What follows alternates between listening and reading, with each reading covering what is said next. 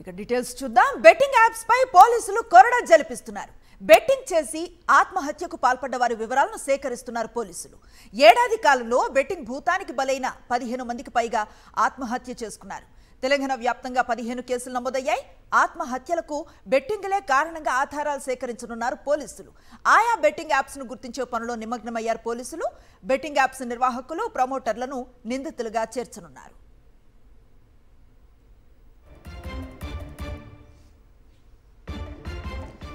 సినీ నటులు, social media ఇన్ఫ్లుయెన్సర్లపై కేసులు నమోదు చేయడంతో బెట్టింగ్ యాప్ల బాధితులు ఒక్కొక్కరిగా వెలుగులోకి వస్తున్నారు.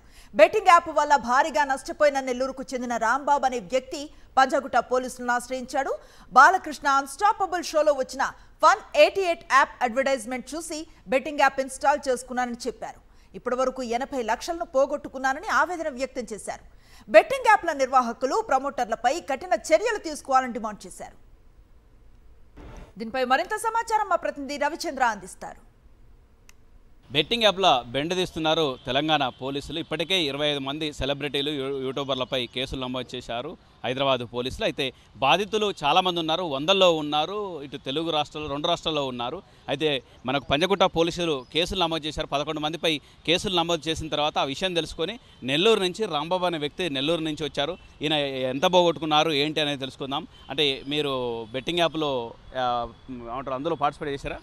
Fun88 అనే యాప్లో బెట్టింగ్ ఆడి పోగొట్టుకున్నాను సార్. నేను ఎట్లా తెలిసింది అది మీకు?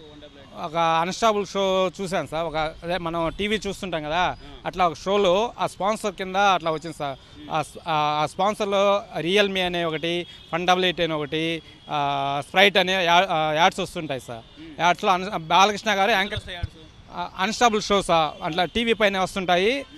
స్పాన్సర్స్ ఇస్తారు షోకి, కొంతమంది స్పాన్సర్స్ ఇస్తుంటాయి కదా, అట్లా వస్తున్నాయి.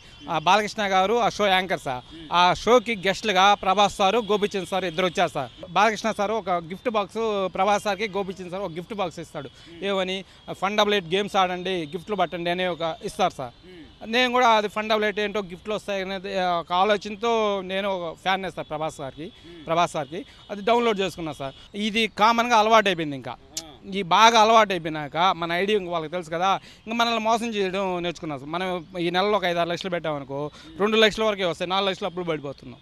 అట్లా ఈ 2 ఇయర్స్లో 80 లక్షల వరకు కోల్పోయాను సార్. 80 లక్షలు కోల్పోయాను సార్. బెట్టింగ్ యాప్లు మేము ప్రమోట్ చేసిన దాంట్లో కొంతమంది నష్టపోవచ్చు, పోకపోవచ్చు అంటూ ఈ ప్రమోటర్లు అంటున్నారు. అవతల యాప్ వాళ్ళు నిజాయితీగా ఆడితే మనం నష్టపోం.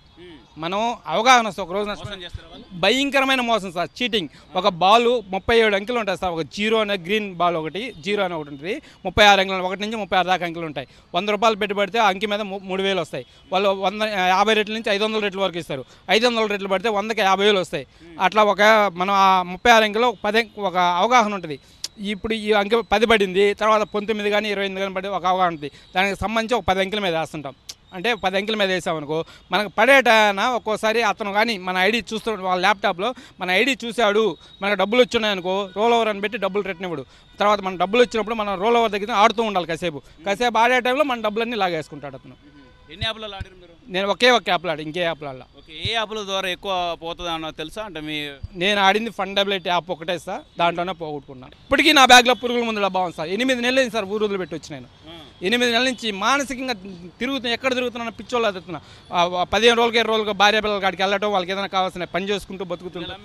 2 ఆడపిల్లలే సార్. రాంబాబు ఆవేదన ఇది. వచ్చే రోజుల్లో వాళ్ళ మేనిఫెస్టోలో కూడా, పార్టీల మేనిఫెస్టోలో కూడా బెట్టింగ్ యాప్లను నిషేధిస్తాం అనే కాడికి వచ్చింది. అంటే ఎంత తీవ్రమైన సమస్యలు తెలుగు రాష్ట్రాల్లో ఉన్నాయో అర్థమవుతుంది. అంతేకాకుండా అన్ని రాష్ట్రాల్లో, 28 రాష్ట్రాల్లో, దేశవ్యాప్తంగా ఉన్న అన్ని రాష్ట్రాల్లో కూడా ఈ సమస్య ఉంది. వీటిని పరిష్కరించాల్సిన అవసరం ఎంతైనా ఉంది. ఇలాంటి ప్రమోటర్లకు శిక్ష వేయాల్సిందే అంటూ ఈ బాధితులు ఆవేదన వ్యక్తం చేస్తున్నారు. Over to studio.